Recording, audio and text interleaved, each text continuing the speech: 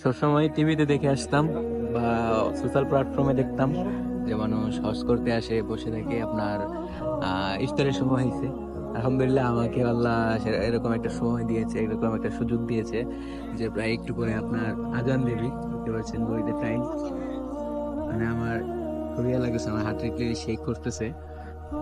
তো আমি খুবই ভাগ্যবান যে এরকম একটা সময়ে রোজার মাসে হজ করে আপনার এখানে আবার আপনার ইফতারও করতে পারছি। এটা হচ্ছে আপনার জমজমের পানি আর ইফতারও আছে।